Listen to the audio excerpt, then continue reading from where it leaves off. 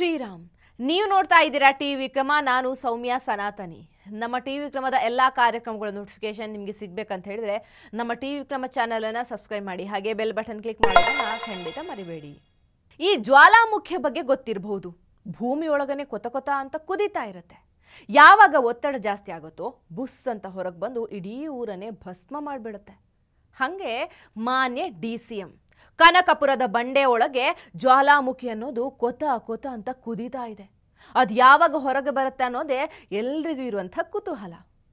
ನಿಜವಾಗ್ಲೂ DK ಶಿವಕುಮಾರ್ ಅವರ ಪ್ಲೇಸ್ನಲ್ಲಿ ಬೇರೆ ಯಾರಾದರೂ ಇದ್ದಿದ್ರೆ, ಬೇರೆಯವರು ಯಾಕೆ ಸ್ವತಃ ಸಿದ್ದರಾಮಯ್ಯನವರು ಇದ್ದಿದ್ರು ಕೂಡ ಕಾಂಗ್ರೆಸ್ ಪಕ್ಷಕ್ಕೆ ಹೈಕಮಾಂಡ್ಗೆ ಒಂದು ದೊಡ್ಡ ನಮಸ್ಕಾರ ಹಾಕಿ ನಿಮ್ಮ ಸಹವಾಸವೇ ಬೇಡ ಅಂತ ಬಿಟ್ಟು ಹೋಗಿರೋರು.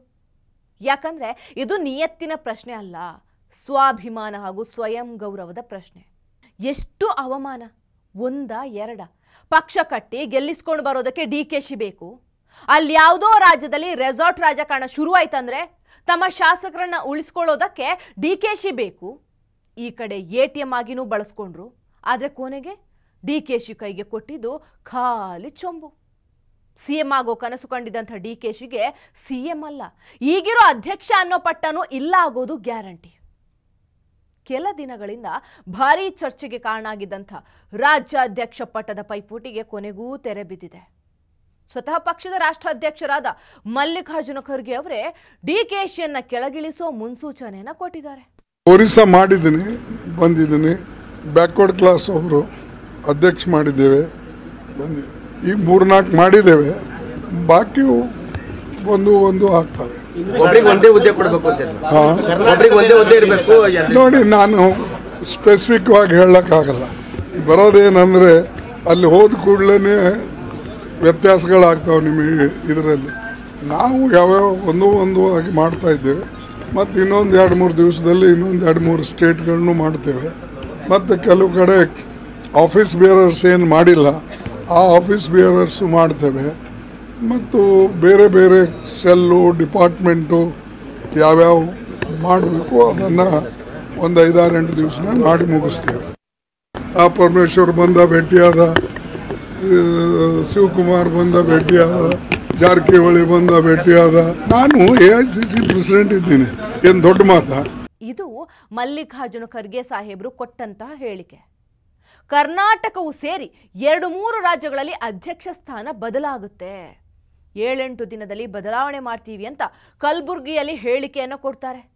ಸೊ ಈಗ ಎಲ್ಲ ಕಡೆ ಕೌನ್ ಬನೇಗ CM ಅಲ್ಲ, Kaun Banega KPCC state president ಅನ್ನೋ ಚರ್ಚೆ ಶುರುವಾಗಿದೆ. ಸಿದ್ದರಾಮಯ್ಯನವರ ಬಣದ ನಾಯಕರಿಗೆ ಅಧ್ಯಕ್ಷ ಪಟ್ಟ ಸಿಗುತ್ತೋ ಅಥವಾ ಖರ್ಗೆ ಕಡೆಯವರಿಗೆ ದಕ್ಕುತ್ತೋ ಅನ್ನೋ ಚರ್ಚೆ ಶುರುವಾಗಿದೆ. ಒಂದು ಕಡೆ ಸತೀಶ್ ಜಾರಕಿಹೊಳಿ ಮೊದಲೇ DKಶಿ ಸ್ಥಾನದ ಮೇಲೆ ಕಣ್ಣಿಟ್ಕೊಂಡು ಕೂತಿದ್ದಾರೆ. ಹಿಂದಿನಿಂದ ಸಿದ್ದರಾಮಯ್ಯನವರ ಸಪೋರ್ಟ್ ಬೇರೆ. ಅದು ಹೇಳಿದ್ರೆ ಆಯ್ತು, ಮತ್ತೆ ನಾವೇನು ಹೇಳಿದ್ರೆ ಅದಕ್ಕೆ ಬದಲಾವಣೆ ಇದೆಯಾ ಸರ್? ನಮ್ಮ ಕೇಳಿ ಬದಲಾವಣೆ ಮಾಡೋರು ಅಧ್ಯಕ್ಷರು. ಈಗ ಅವ್ರು ಹೇಳಿದ ಮ್ಯಾಗೆ ಇರ್ಬೋದು. ಅದು ಏನು ಮಾಡ್ಬೇಕಾರೋ ಅಧ್ಯಕ್ಷ ಮಾಡಬೇಕು, CM ಅವ್ರು ಚರ್ಚೆ ಮಾಡಬೇಕು, ಅವ್ರು ಅದನ್ನ ನಿರ್ಧಾರ ಮಾಡಬೇಕು. ನಾವೇನು ಮಾಡ್ಲಿಕ್ಕೆ ಕೇಳ್ತಾರೆ. ಹೇಳ್ತಾರೆ ನಮ್ಮ ಗ್ಯಾರಂಟಿ ಹೆಂಗೆ ನಡೀತಾ ಇದೆ, ಅದರಿಂದ ಲಾಭ ಆಗ್ತಾ ಇದೆ ಇಲ್ಲ ಕೇಳ್ತಾರೆ. ಅದರಿಂದ ಪಕ್ಷಕ್ಕೆ ಲಾಭ ಇದೆಯಾ, ಹೆಂಗೆ ಏನು,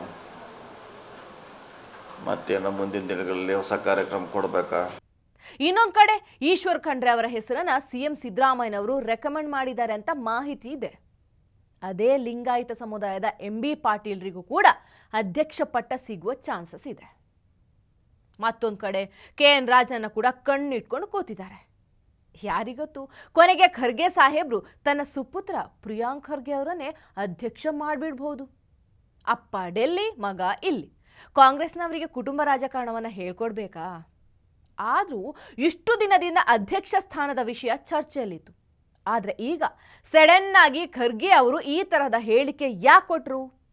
DKಶಿ ಹಾಗೂ ಖರ್ಗೆ ನಡುವೆ ಏನಾದರೂ ನಡೆದಿದೆಯಾ? ಇದು ಈಗಿರುವಂಥ ದೊಡ್ಡ ಪ್ರಶ್ನೆ. ಒಂದು ಕಡೆ ಮಲ್ಲಿಕಾರ್ಜುನ ಖರ್ಗೆ ಅವರು ಮಹಾ ಕುಂಭಮೇಳವನ್ನು ಟೀಕೆ ಮಾಡ್ತಾರೆ, ಈ ಕಡೆ DKಶಿ ಕುಂಭಮೇಳಕ್ಕೆ ಕುಟುಂಬ ಸಮೇತರಾಗಿ ಹೋಗಿ ಬರ್ತಾರೆ.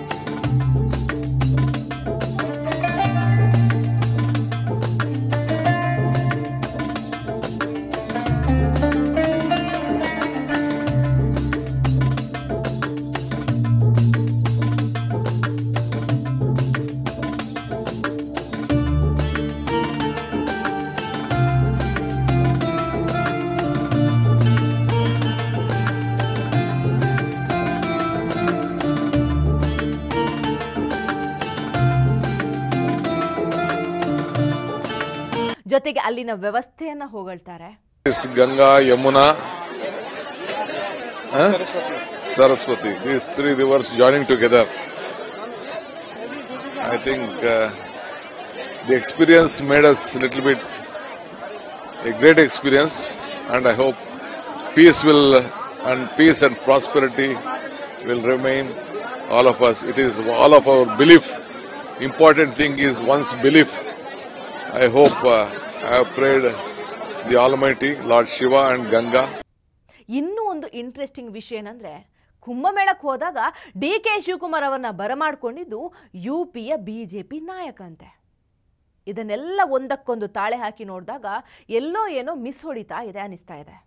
ಖರ್ಗೆ ಹೇಳಿಕೆ ನಂತರ ಅದಕ್ಕೆ ಸರಿಯಾಗಿ DK ಶಿವಕುಮಾರ್ ಅವರು ಕುಂಭಮೇಳಕ್ಕೆ ಹೋಗಿದ್ದು, ಪ್ರಿಯಾಂಕ್ ಖರ್ಗೆ ಗಂಗಾ ನದಿ ಕೊಳಕಾಗಿದೆ ಅಂತ ಟ್ವೀಟ್ ಮಾಡಿದ್ದು, at the same time DK Shivakumar ಅವರು ನೀರು ತುಂಬಾ ಶುದ್ಧವಾಗಿದೆ ಅನ್ನೋ ಹೇಳಿಕೆ ಕೊಟ್ಟಿದ್ದು.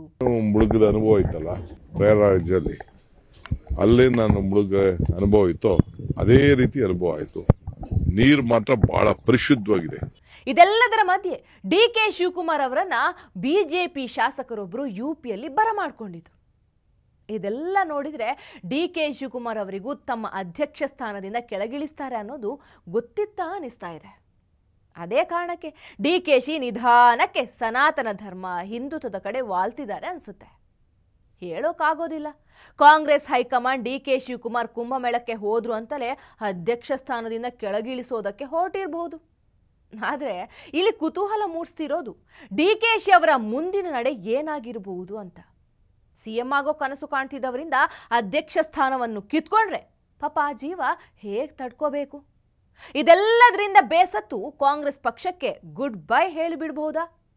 ಸಿಕ್ಕಾಪಟ್ಟೆ ಕ್ಯೂರಿಯಾಸಿಟಿ ಇದೆ.